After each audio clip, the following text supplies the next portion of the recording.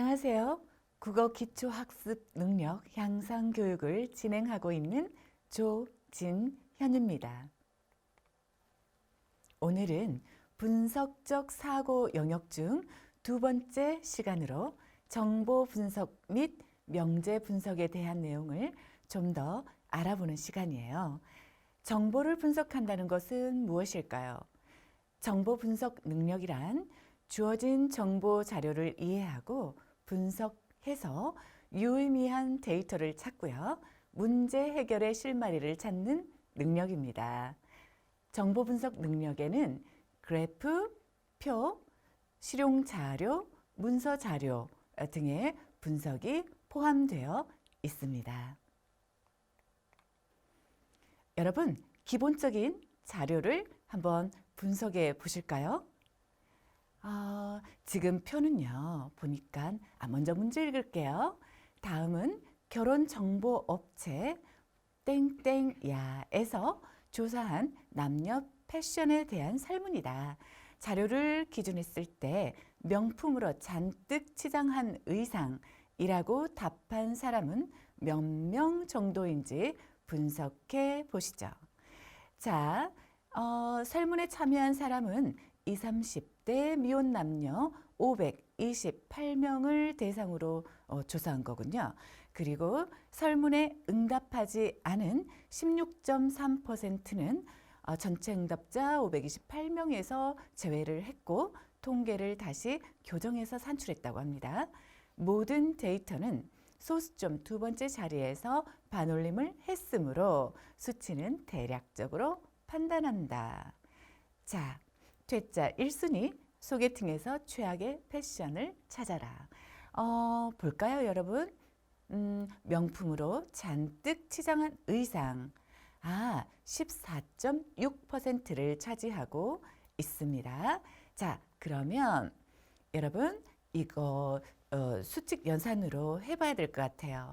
전체 528명 중에서 16.3%의 비율에 해당하는 사람을 우리가 빼야 되겠죠. 그러면 계산을 해보면 86명입니다. 그러면 전체 528명에서 마이너스 86명은 442명이 되겠죠. 442명에서 14.6%는 64.5가 나와요. 그래서 대략 64명 정도로 볼 수 있습니다. 그래서 소개팅에서 최악의 패션이라 볼 수 있는 요인 중 명품으로 치장한 의상이라고 답한 응답자는 전체에서 64명입니다. 어렵지 않은 문제였어요.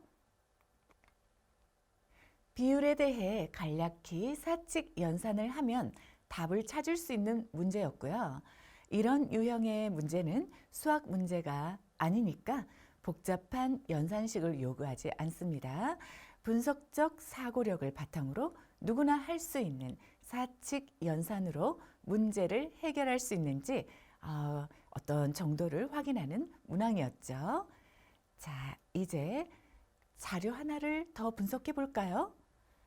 여러분 문제 읽어 볼게요. 다음은 한 포털 사이트 업체의 홈페이지 개설 의뢰량과 블로그 개설량에 대해 정리한 그래프이다. 본 자료는 모든 연도의 데이터를 파악하지는 못하였다. 다음 그래프의 내용을 보고 정확하지 않은 발언을 한 사람을 고르시오.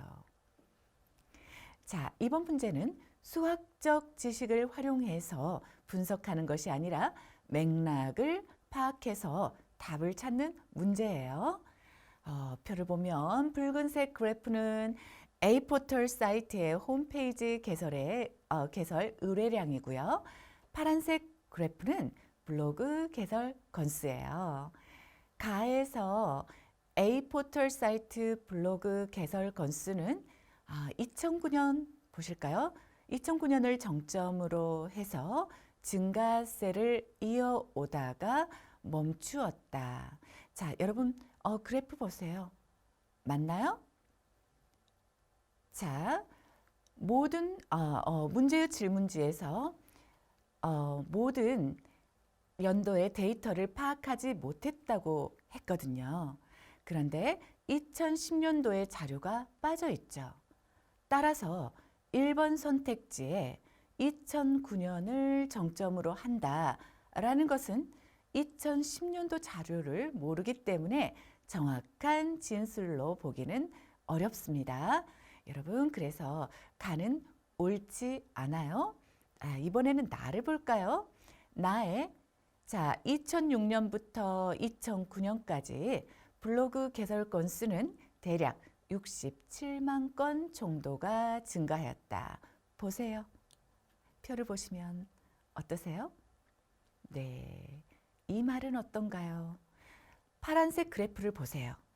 그러면 2009년 133.8에서 2006년에 66.5를 빼면 약 67.3이 나와요. 그렇다면 맞는 진술이죠. 네, 나는 맞습니다. 여러분, 다 볼까요? 네, 다의 내용도 맞습니다.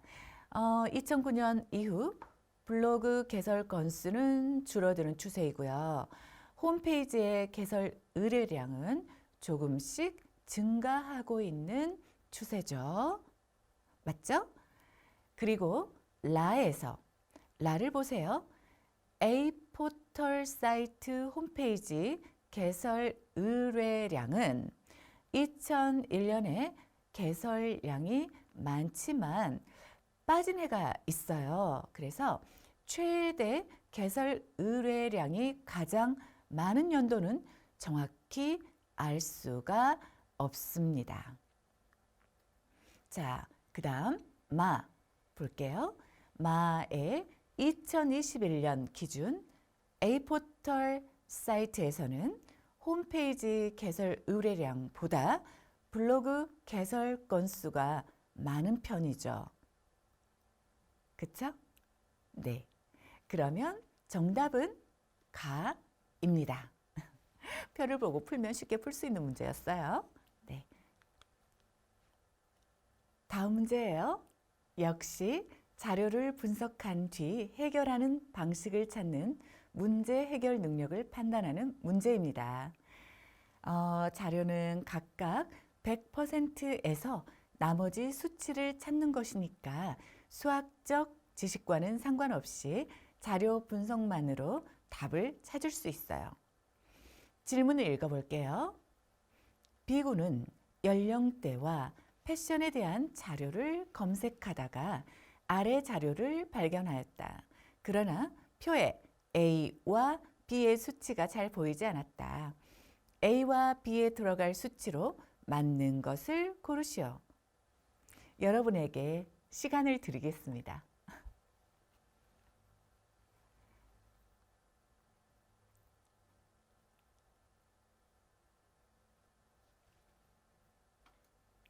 계산기로 하셨어요? 자, 1번 자료에서는요. 3.2 그다음 그리고 14.0 그리고 15.4를 더하면 전체 더해서 전체 100에서 빼면 67.4%가 나오고요. 두 번째 자료에서 100% 마이너스 나머지 데이터를 계산을 하면 18.3%가 나옵니다. 따라서 정답은 가입니다.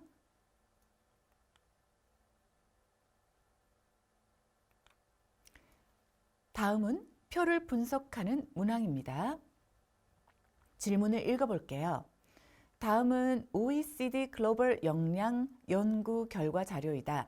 본 지수는 OECD 평균을 0으로 했을 때 플러스일수록 평균보다 긍정적인 수치가 높음을 의미한다. 아래 자료를 토대로 분석했을 때 진위를 OX로 표기하시오. 타인의 관점과 세계관을 이해하고 인정하기 관한 관련 지수죠. 표의 제목에 나와 있습니다. 요인들을 잘 살펴보시고요. 여러분 요인들 보세요. 네, 보시고요. 그 다음 표 아래에 아주 작은 글씨로 되어 있는 인지적 적응성에 관련된 설명도 잘 살펴보셔야 합니다. 표를 분석할 때 여러분 반드시 예외적인 상황도 보셔야 되거든요. 그래서 저 아래 작은 글씨도 보세요. 자, 보셨나요? 그러면 문제 볼게요. 문제에서 평균이 0, 긍정 수치는 플러스라고 했어요. 그래서 지수 개념을 알지 못해도 자료 분석이 가능해요. 첫 번째 문제에서 타인의 관점을 이해하는 능력은 대한민국 평균이 OECD 평균보다 높다 인데요. 한국은 0.2로 높아요. 그래서 맞습니다. 5죠. 두 번째 문제, 새로운 요구 및 도전이 필요한 상황에서 자신의 사고와 행동을 적용시킬 수 있는 능력은 대한민국 평균이 OECD 평균보다 높다. 표를 보니까 인지적 적응성은 마이너스 0.1이므로 낮아요. 그러면 X로 표기해야겠죠? 다음, 우리나라 국민들이 가장 개방적인 능력을 보인 분야는 이민자에 대한 태도이다. 표를 보면 0.5로 가장 높습니다. 마찬가지로 5입니다. 맞습니다. 다음, 라에서요. OECD 평균이 모두 0인 이유는 다른 나라의 관련 지수가 0이기 때문이다. 이건 어떤가요? 평균이 0이므로 다른 나라의 각각 관련 지수의 평균이 0이라는 뜻이지 모든 지수가 0이라는 뜻은 아니에요. 그래서 맞는 진술입니다. 5입니다.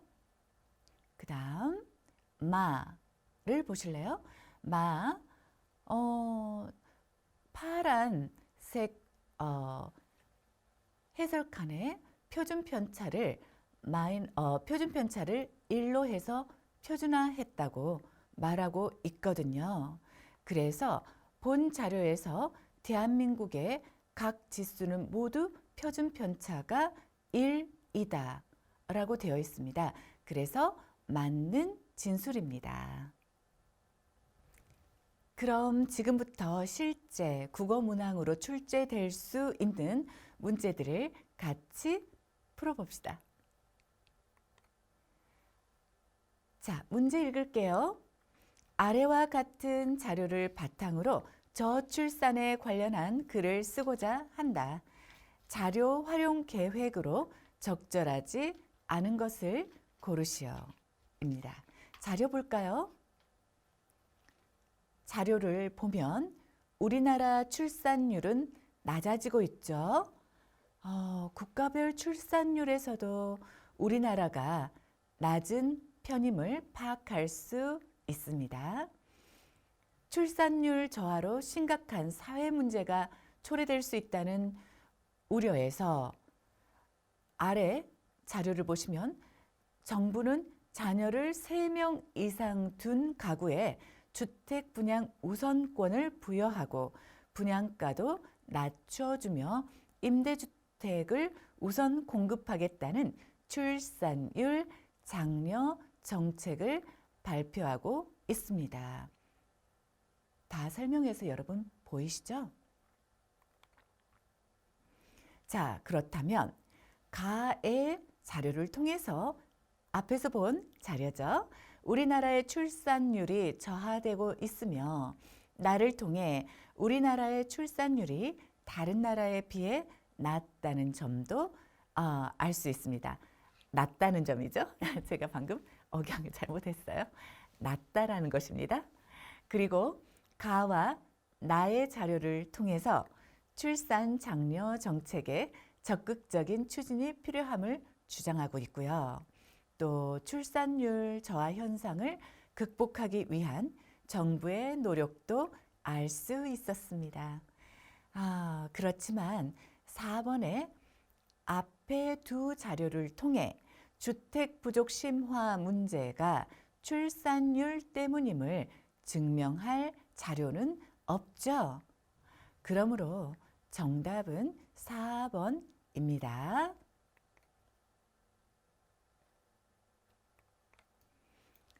이번에는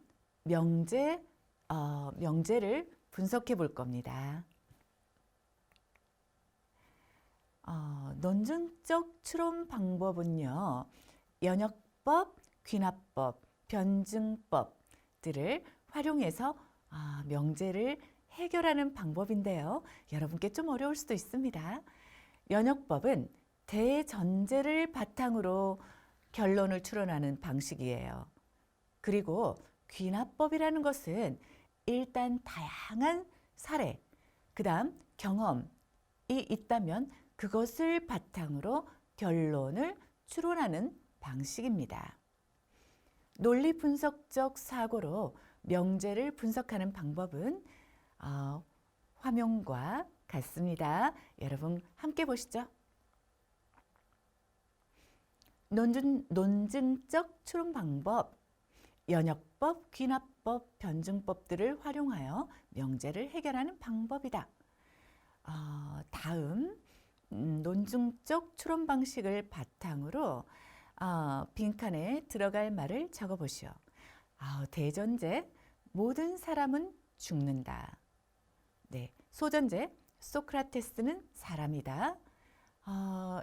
모든 사람은 죽고 소크라테스는 사람이니까 따라서 소크라테스는 죽는다라는 결론을 내리고 있고요. 다음 과학적 가설을 바탕으로 빈칸에 들어갈 말을 적어보시오. 에서 가설 전제, 모든 물은 0도 이하가 되면 얼게 된다. 연구 상황, 한강의 온도가 0도 이하로 내려갔다. 결론, 한강물이 얼었다인데 여러분, 제가 소개하는 방법은 좀 룰에 벗어나기는 해요. 그렇지만 각각의 논증적 추론 방법에서 공통된 단어를 하나씩 지우면 공통된 단어를 지우잖아요. 그러면 결론에 도달할 수 있거든요. 예를 들어 볼게요. 예를 들면 모든 사람은 죽는다, 소크라테스는 사람이다 해서 겹치는 단어, 사람을 생략해 보세요. 사람 생략하면 남는 단어가 뭐예요? 네, 소크라테스는 죽는다. 이런 식인 거죠. 마찬가지로 모든 물은 0도 이하가 되면 얼게 된다. 한강의 온도가 0도 이하로 내려갔다. 에서도 0도 이하가 겹치잖아요. 그러니까 한강물이 얼었다라는 식으로 저는 이해를 했거든요. 어떠신가요? 여러분 좀 도움이 되셨으면 좋겠는데 변칙적인 방법이어서요. 다음은 귀납법을 설명하고 있어요. 귀납법 설명해 볼게요. 귀납법은 사례를 확장해서 결론을 내리지만 예외적 상황이 발생할 수 있거든요. 그래서 그 이유로 예외적 추가 상황을 서술하는 것이 필요해요. 예를 들어 볼게요. 제가 까마귀로 예를 들어 보겠습니다. 까마귀를 관찰해 보았다. 자, 이 까마귀도 까맣다. 저 까마귀도 까맣다. 또 다른 제3의 까마귀도 까맣다. 그래서 까마귀는 까맣다. 라고 결론을 내릴 수 있는데, 그런데 갑자기 흰 까마귀가 나타나는 예외적 상황이 있을 수 있잖아요. 그래서 예외적인 추가 상황을 서술하는 것이 요구되는 겁니다. 이해되셨나요? 화면을 보시죠. 우리 화면 보고 문제 풀어봐요. 다음 과학적 가설을 바탕으로 빈칸에 들어갈 말을 적어보시오. 실험 가설. 다양한 금속 실험을 해보았다. 구리가 플러스 3000도 이상의 온도에서 반드시 녹았다. 강철도 플러스 3000도 이상의 온도에서 반드시 녹았다. 아연 청동도 3000도 이상의 온도에서 반드시 녹았다. 그렇다면 결론은 어떻게 될까요? 일반적인 금속은 모두 3000도 이상의 온도에서 녹는다. 자, 그 다음 예외적 상황을 서술하는 겁니다. 단, 사례가 적기 때문에 가설의 확장을 위해 예외적인 사항을 추가 연구할 필요가 있을 것이다. 입니다. 자, 다음. 자, 그 다음 페이지 볼까요? 귀납적 탐구 방법이란 여러 번의 실험과 관찰 결과를 토대로 결론을 도출하는 것을 말합니다. 화면을 보시죠. 인문 이공 계열에서의 귀납적 탐구 방법이라고 나와 있죠. 자, 정의, 연구 과제 또는 자연 현상을 관찰해서 얻은 자료를 종합하고 분석한 후 일반적인 원리를 도출하는 탐구 방법을 말한다. 귀납적 탐구 방법은 먼저 자연현상 관찰하고 관찰 주제, 자연현상이 있을 때 관찰 주제를 선정을 하고 관찰 방법과 절차를 만들어내고 관찰을 수행하고 관찰의 결과를 토대로 결론을 도출한다. 라는 과정을 가지고 있습니다. 실험을 통해 검증하기 어려운 주제를 탐구하는 방법으로 가설 설정 단계가 없어요. 실험으로 검증하기 어려운 귀납적 탐구 방법의 주제 예를 들어보시오. 네. 자, 이 지금 라의 문제에서는요, 뭐가 있을까요? 여러분, 실험을 통해 검증하기 어려운 주제를 탐구하는 방법으로 가설 설정 단계가 없는 게 귀납적 방법인데 이 귀납적 방법으로 연구를 하기 위해서는요. 여러분 검증하기 어려운 주제는 귀납적 방법으로 탐구할 수가 없습니다. 뭐가 있을까요? 네, 다윈의 진화론, 공룡의 멸망 과정, 또 이런 것들은 직접 경험으로 탐구할 수가 없죠. 그리고 사후 내외 활동, 히틀러의 심리 상태 등입니다.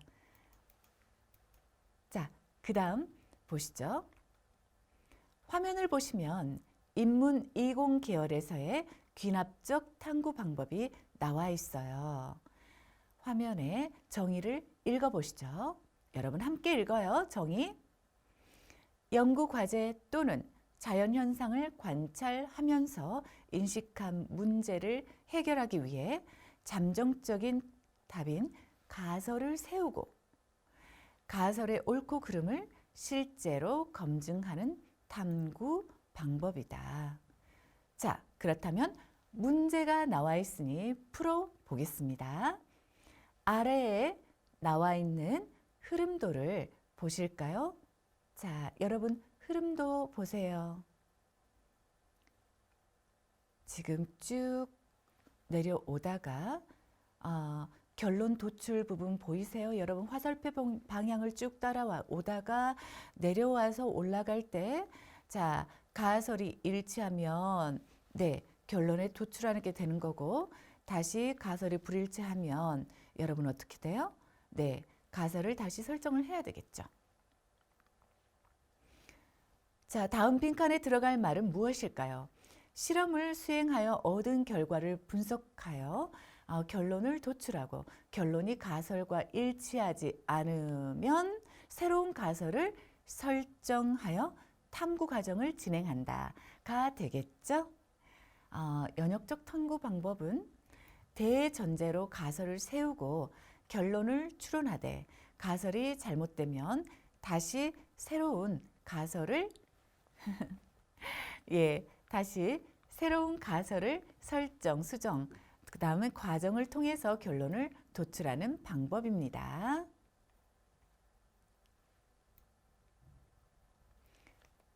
자, 문제풀이를 함께 해볼까요? 여기에서는 명제 해설 능력이라고 되어 있는데 가설을 세우고 명제의 참 거짓값을 추출하는 방식입니다. 다음 자료가 참일 때 자료 1이 참이에요. 자료 2에서 거짓인 것을 고르시오. 자, 여러분 자료 1을 제가 같이 읽어봐야 되는데 여러분 함께 읽어보죠. 자료 1에서요. 모든 학생은 교복을 입는다. 나 교복 입은 사람은 명찰을 달고 있어요. 다 어떤 학생은 고등학생이다. 라 어떠한 선생님도 명찰을 달고 있지 않다. 자, 여러분은 자료 2를 보셔야 돼요. 그래서 이 자료 1을 보시면서 자료 2에서 어떤 진술이 거짓인 것을 찾으시는 겁니다.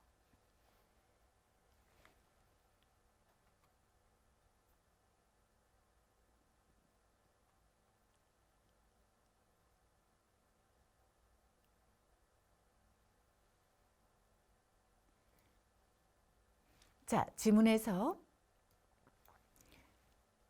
모든, 어떤, 반드시, 일 수도 있는 등의 단어 사용에 유의를 하셔야 돼요. 자, 모든은 모든이나 반드시는 예외 상황이 없는 것을 말합니다. 모든 고등학생은 교복을 입으므로 모든 고등학생이었죠. 교복을 입은 모든 사람은 선생님이 아닙니다. 그렇죠? 또 니은에 어떤 학생이 교복을 입었다면 명찰도 달고 있겠죠. 자료 1을 보세요. 이에 따르면 모든 고등학생은 교복을 입고 명찰을 달고 있고요. 뭐뭐일 수도 있는 이란 말은 일부만 해당할 때 쓰는 말입니다. 자료 1에 어떤 학생은 고등학생이다. 자, 즉 명찰을 단 사람 중에는 학생도 있어요. 그렇지만 선생님은 명찰을 달지 않으므로 선생님이면서 학생인 사람은 없겠죠. 그래서 마지막 미음의 명제는 거짓이 됩니다.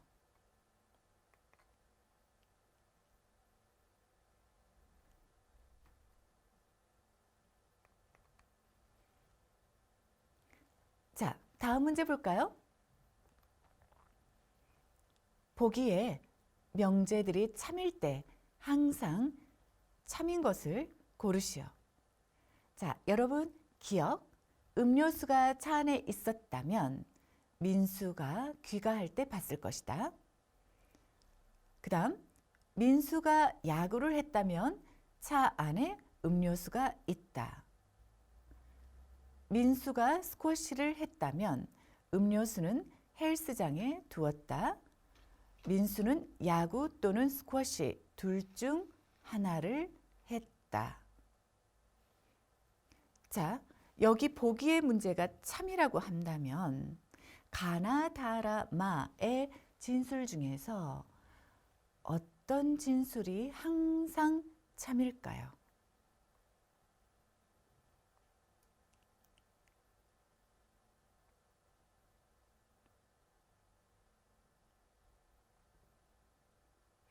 인과관계를 유추해서 흐름도를 만들어 볼까요? 자, 야구를 했어요. 음료수는 차 안에 있죠. 민수가 확인할 수 있습니다. 자, 스쿼시를 했어요. 음료수는 헬스장에 있는 거죠. 자, 이런 식으로 흐름도를 파악하면 정답을 찾을 수 있습니다. 민수는 야구 또는 스쿼시를 했다고 했습니다.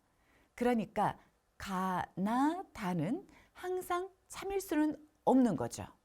단정적으로 야구 또는 스쿼시를 했다고 했으니까 민수는 스쿼시를 했다, 뭐 반드시 뭐 음료수는 헬스장에 있다, 차 안에 있다, 이것은 참이 될 수는 없어요. 그리고 민수가 귀가할 때 차 안에서 음료수를 봤다면 야구를 한 것이고, 차 안에서 음료수를 못 봤다면 음료수는 헬스장에 있는 것이죠.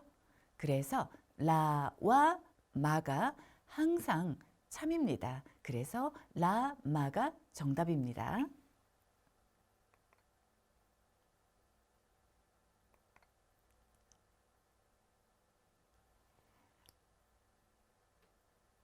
다음 문제입니다. 다음을 읽고 갑, 을, 병이 각각 속한 학과로 옳은 것을 고르시오. A학과의 학생은 진실만을 말하고 B학과 학생은 거짓만 말한다. 이 두 학과에 속한 갑, 을, 병이 있는데 이들 중에 갑과 을이 다음과 같이 이야기를 하고 있으며 이들 중 최소 한 명은 진실을 말하고 있다. 갑, 우리는 모두 B학과를 다니고 있어. 을, 우리들 중 단 한 사람만 A학과 사람이야.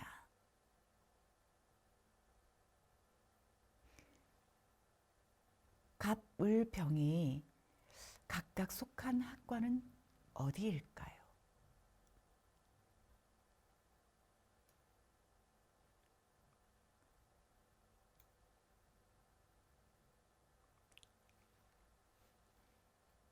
답을 찾으셨나요? 같은 방식으로 명제를 해결하는 문제예요. 논리적으로 맞는 것을 찾는 문제이므로 각 학생을 대입해서 성립하지 않는 어떤 경우의 수들을 제외해 보면 되겠죠. 갑이 뭐라고 했어요? 우리는 모두 B학과를 다니고 있다고 했는데 질문지에서 갑, 을, 병 중 최소 한 사람은 진실을 말하고 있다고 했으니 갑은 거짓말 하는 셈이 되는 거죠. 자, 그렇다면 갑은 B학과 학생이 되겠죠. 자, 그래서 을이 진실을 말하고 있다라고 한다면 우리들 중 단 한 사람만 A학과 사람이라고 했으니 진실을 말하고 있는 을만 A학과 학생이 되고요. 갑과 병은 B학과 학생이 되는 겁니다. 그래서 정답은 뭘까요? 다입니다. 오늘 수업 어떠셨나요? 저는 재미있었는데요. 모처럼 두뇌 영양제를 공급한 그런 느낌이 듭니다. 오늘 문제 푸느라 수고 많으셨습니다. 다음 시간에 뵙겠습니다.